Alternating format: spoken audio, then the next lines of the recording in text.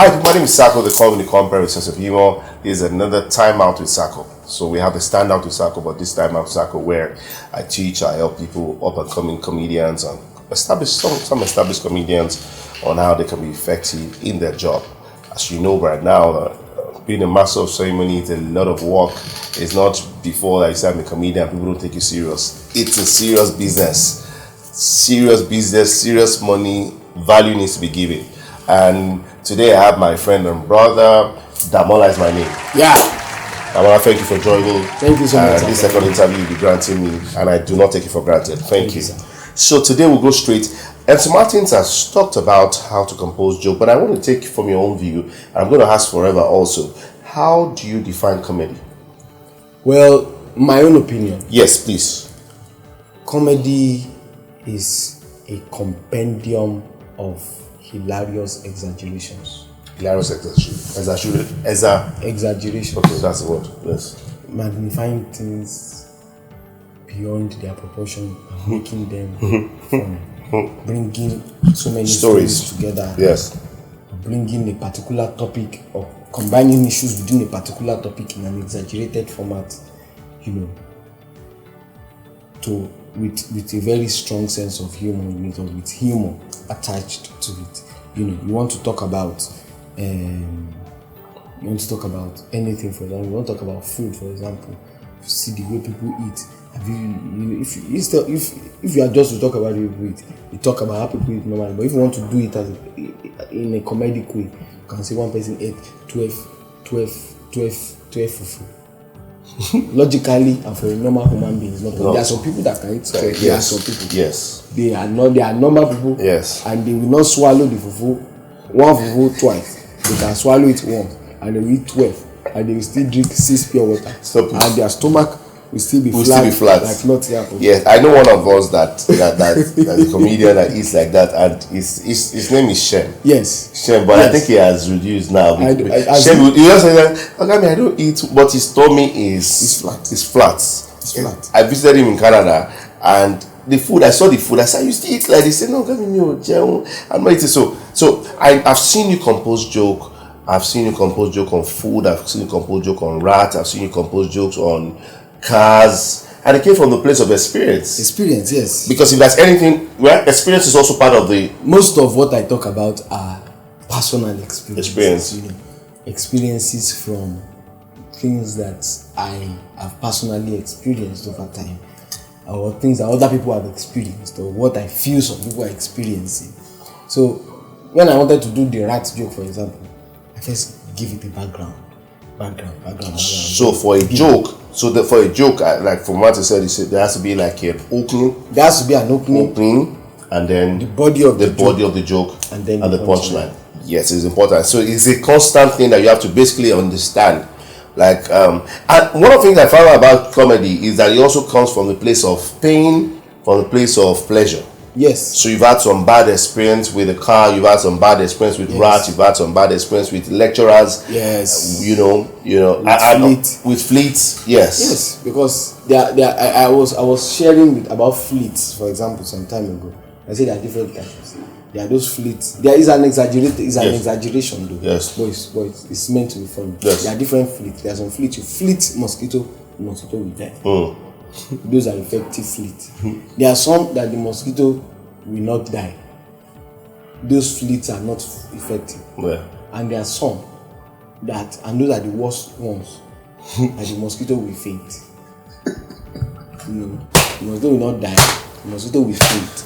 And by the time the mosquito faints, they will now wake up around 3:30 a.m. And most of that time, around that time, they would have taken light. Yes. Light, darkness, heat, and mosquito. They go together. And darkness, they are family members. Darkness, heat, and mosquito, they are family members. They will pull your clothes up. They will help you. They will help you lift it up. And they will bite hell out of you. And the problem is that they always close. Yes. Oh, they close. Like 7 a.m. Everything is perfect. You don't even know. But another thing about mosquitoes is that they die 2 days after or something. I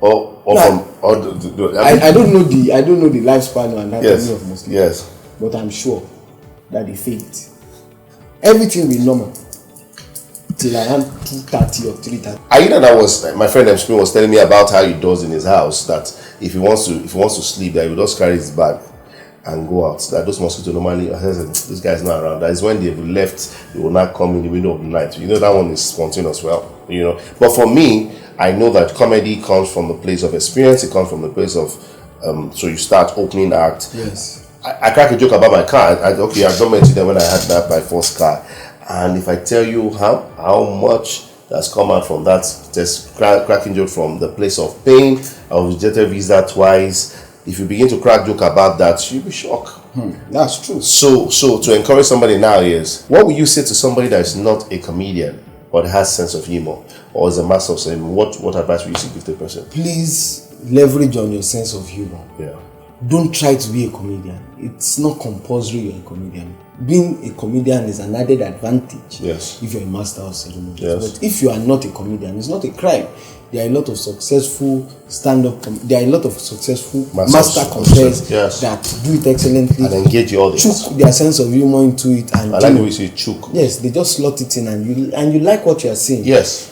What they use to get people's attention is their choice of words. Yes. Their eloquence. Yes. Their gift of the gab, and their capacity to maneuver through situations using certain indicators around to engage the audience. So you don't have to belabor yourself with I want to be a comedian at first. If you don't have the gifting, don't try. Don't stress yourself.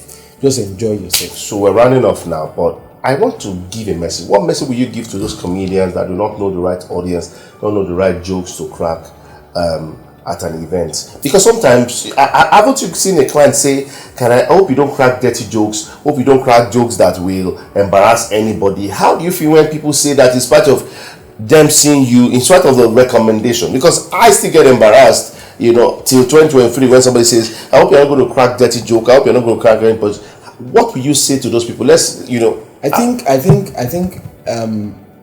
comedians need to first understand who they are.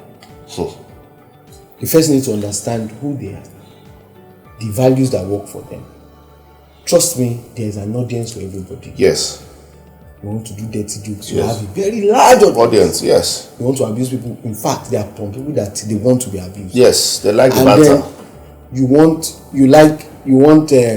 people that don't want insults and the likes. They are there. They're there. Look for what works for you. Look for a role model. Look for a mentor that will put you through whichever path that you choose to follow, and enjoy it.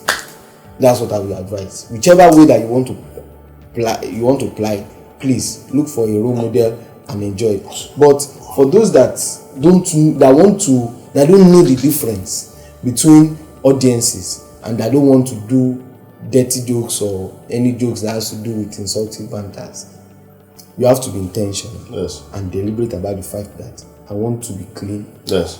Look for people that you like that are clean, yes, or that do clean jokes. Yes. And listen to them. Let them be an inspiration to you. You don't have to do their jokes. In fact, I would not advise you to do their jokes. But let their jokes be an inspiration for you to be able to come up with something that is yours, that is unique, that is different, and that is not insulting. Final one. How did you feel when you had someone crack your joke? Have you gone to an event where you're about to come up, or you're at that event and they cracked your joke? Have you had that experience? Well, yeah. Well, when I hear people do my jokes, I smile, because to me, that means that joke is a good joke. Yeah. It's funny enough for somebody to steal, and for people to laugh at. But I will be pained if it's not properly delivered. However, if you do my joke before I come up stage, you can't do everything. I'll do mine. You can't do. I don't think you can carry all the content. You'll be shocked. Some people actually study. Aside that, I call the live band, isn't it? Yeah, live band. Yes, you can do. You can't do it like me. Aside that, you can't do all my jokes. I don't think it's possible. But if they do, trust me, God will always show up for you. Yeah, idea comes all the time. Especially thank you so much. I know you are very, very busy, but we appreciate you. Just to also encourage someone, if you're a comedian, you'll start to become a comedian. Work on yourself. take time out to do rehearsals. I used to, we share, have somebody that you can talk to. I have one of my guys, apart from the materials that I share with you, I have another guy, MC Martins, that I say, I just call him randomly when an idea comes and send him a voice note. This joke is on my, especially, you have to be sure that you're sharing the joke with someone secured. Yes. Someone secured, because trust me, not everyone, you crack the joke like this, they're helping you to amplify it, and they even drop it before you. So get somewhere that you can trust. Test them with one and see the way they respond, and have someone to flesh up, Some of my very funny jokes, I worked on them with my colleagues. Most of them, I call Forever, I call Oniru, I call you, I call. I just I want to first be sure, before I go find my thoughts, I want to be sure that the joke is a good joke for public consumption. Immediately you say, this is a good one. Immediately straight. I start working on it. Straight. You need those circles in your life, and you can join our circle called the Trailblazer Tribe, where we teach on the ethics and the values of being a compere or comedian. Trust me, this is a great industry. By 2025, the entertainment industry will be worth $25 billion.